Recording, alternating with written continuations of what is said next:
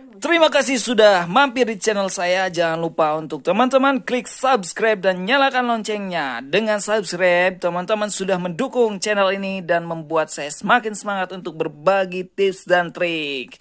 Oke, 1, 2, 3, 4, 5, 6. Terima kasih sudah subscribe dan selamat menonton.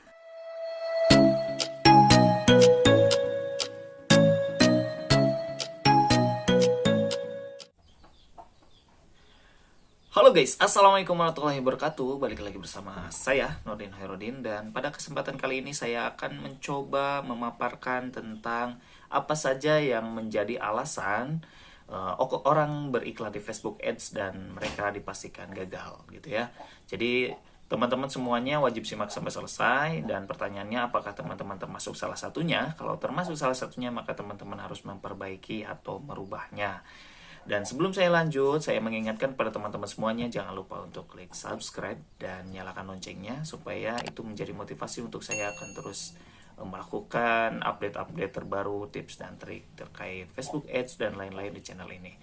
Dan satu hal yang menjadi kabar baik buat teman-teman semuanya, mulai konten selanjutnya saya akan coba membuat satu kelas, tapi itu free di YouTube ya. Jadi ini tidak diperjualbelikan buat siapapun dan teman-teman wajib untuk mengikutinya. Jadi ini saya beri judul apa ya. Jadi intinya sih selama 30 hari day 1, day 2 sampai 30 hari itu saya akan mencoba menghadirkan cara beriklan di Facebook Ads, bermulai dari bagaimana cara membuat landing page, bagaimana membuat akun business manager, bagaimana membuat ad akun, bagaimana membuat pixel. So teman-teman semuanya jangan sampai tidak subscribe ya. Dan teman-teman semuanya, kabar baik ini silahkan share kepada yang semua yang lainnya, ke teman-teman semuanya. Semoga banyak yang bisa belajar di channel ini. Saya sih harapannya nggak muluk-muluk ya. Saya berharap bahwa channel ini menjadi rujukan banyak orang ketika akan belajar iklan Facebook Ads. Jadi judul kelasnya itu adalah Kitab Belajar Facebook Ads.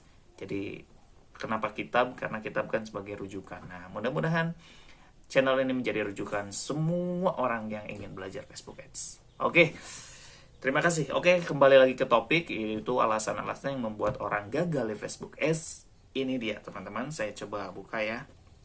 Kita simak bareng-bareng. Oke guys, jadi ini dia. Nah, saya sudah bikin ya. Alasan yang membuat orang gagal beriklan di Facebook Ads. Nah, kita masuk alasan yang pertama. Nah, teman-teman semuanya, alasan yang pertama membuat orang gagal itu adalah dia gagal memahami objektif iklan, atau boleh disebutkan dia goal iklannya itu dia masih bingung.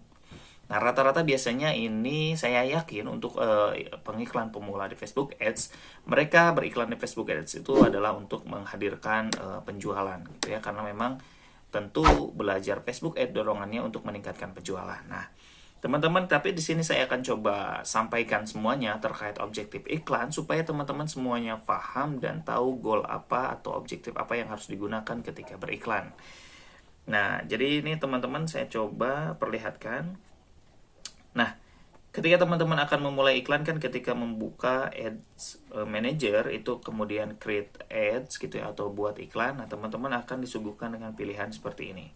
What's your marketing objective gitu? Apa objektif iklan teman-teman? Nah, sebetulnya teman-teman bisa aja membaca gitu kan, di sini ada have choosing an objective. Ketika teman-teman klik ini, maka semua keterangan ini, objektif ini gunanya untuk apa, itu ada udah disuguhin sama Facebook. Cuman masalahnya teman-teman kan jarang membaca itu karena memang ingin yang langsung aja lah, langsung praktek gitu kan teman-teman semuanya.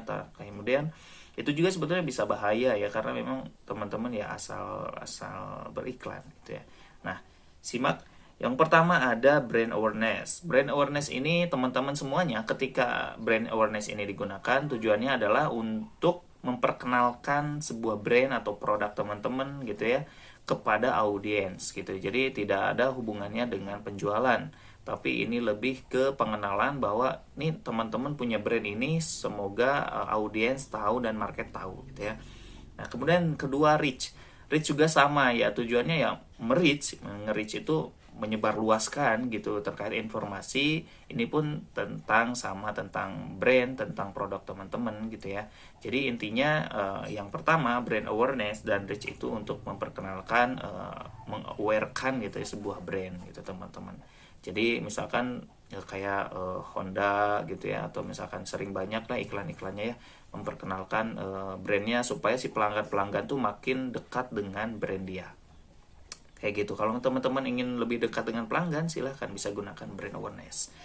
Oke, kemudian yang kedua ada consideration. Di sini ada sekitar 1, 2, 3, 4, 5, 6 ya teman-teman. Ada 6 jenis objektif.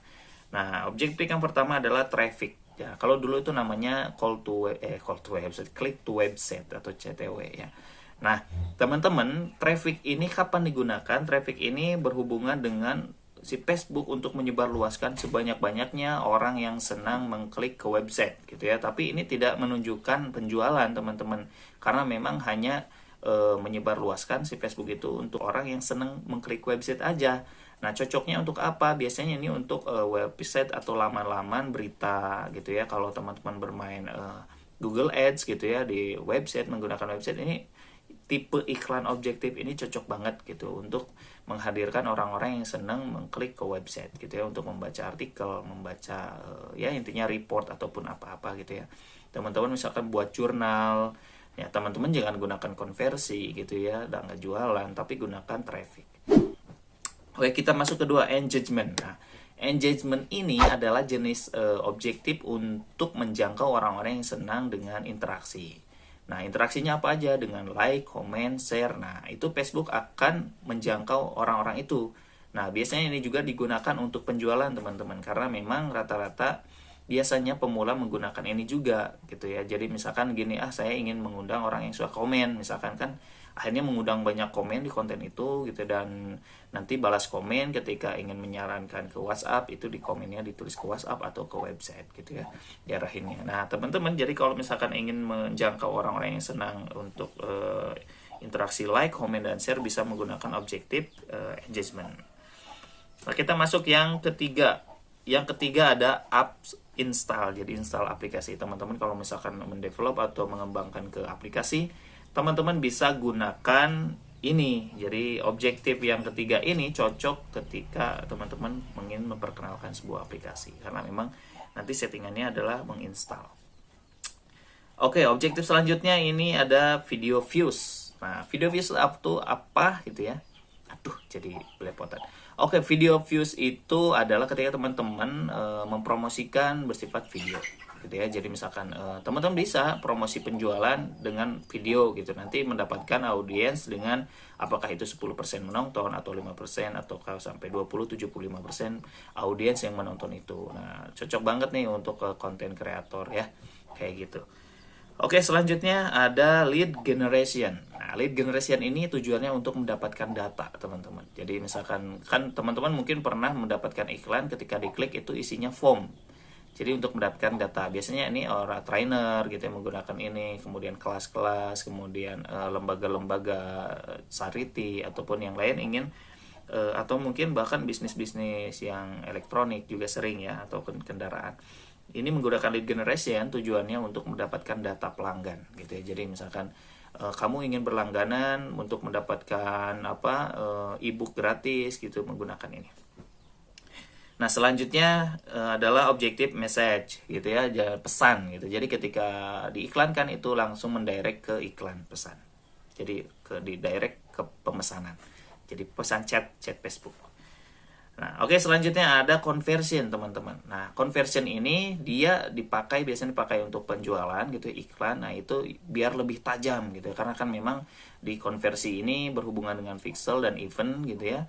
Nah, apakah itu view content, itu chat, lead, kemudian purchase. Nah, jadi teman-teman bisa menyasar kalau misalnya teman-teman setting view content, berarti Facebook akan mencari orang-orang yang senang dengan view content.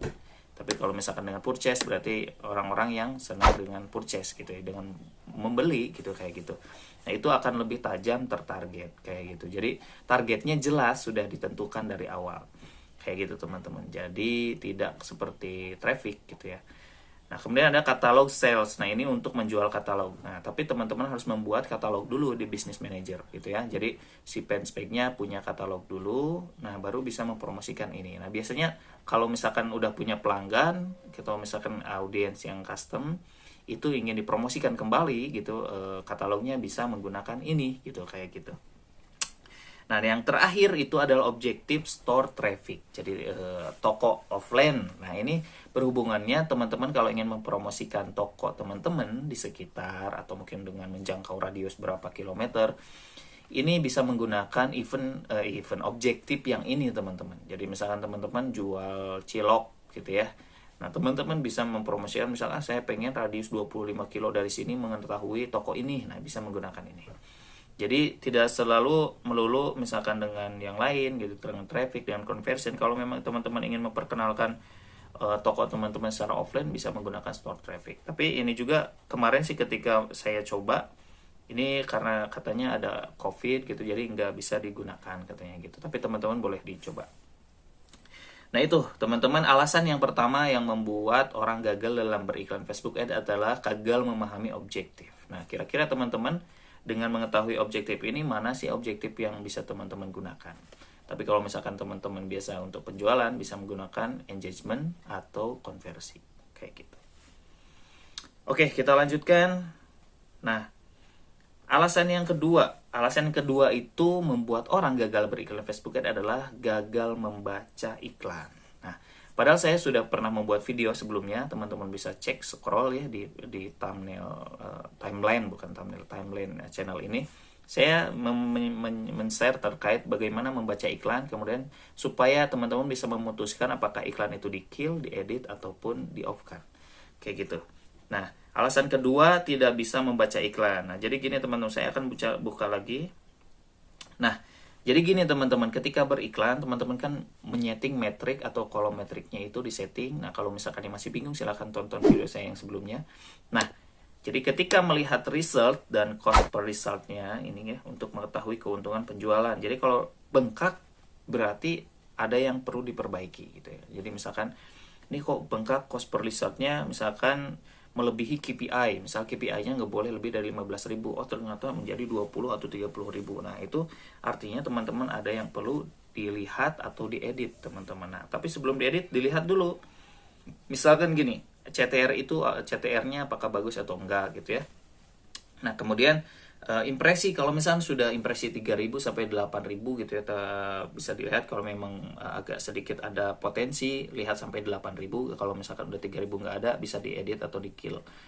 Nah, tapi kalau misalnya agak ada sedikit harapan, bisa sampai 8.000 dilihatnya gitu ya. Nah, kalau misalnya belum ada transaksi, maka itu wajib untuk diedit atau di kill gitu ya, di off-kan teman-teman. Jadi itu sudah tidak bagus.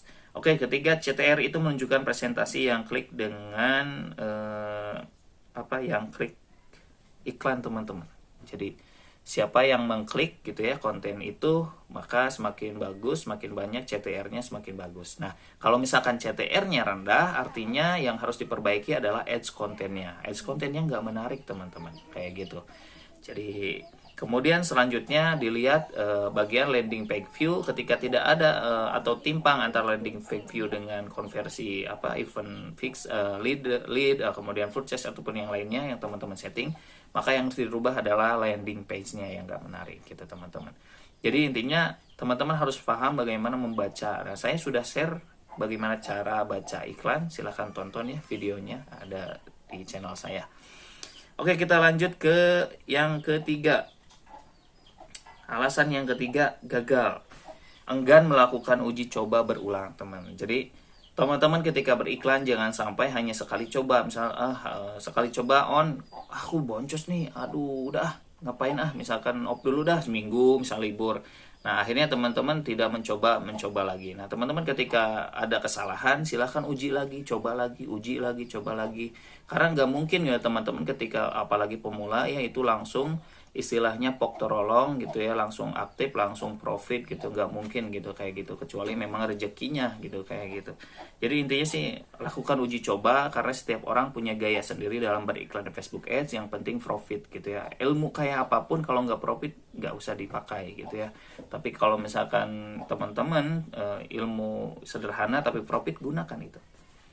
Oke, alasan yang keempat, berhenti belajar. Nah, biasanya teman-teman ketika sudah, wah enak nih udah dapat winning atau apa, berhenti belajar gitu. Padahal algoritma Facebook akan terus berubah setiap menitnya teman-teman. Jadi teman-teman jangan sampai berhenti belajar gitu, sharing, ikut webinar, kelas, komunitas, dan lain-lain.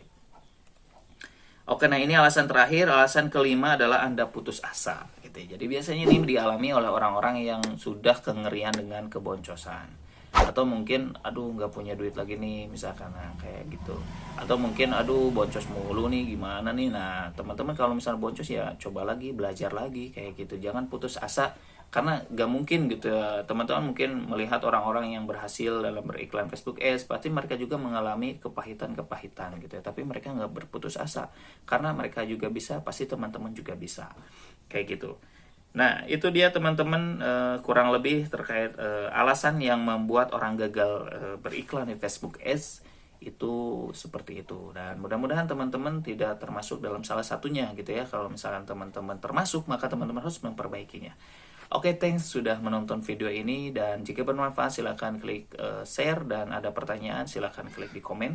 Buat teman-teman yang ingin belajar Facebook Ads, karena saya 30 hari ke depan akan membuat kelas gitu ya, dari mulai membuat Penspec, membuat Business Manager, sampai kemudian mengevaluasi iklannya sampai selesai lah pokoknya. Jadi kita belajar Facebook Ads. Nah, mudah-mudahan channel ini menjadi rujukan. Nah, silahkan teman-teman jangan lupa untuk subscribe dan nyalakan loncengnya, dan terima kasih sudah menonton.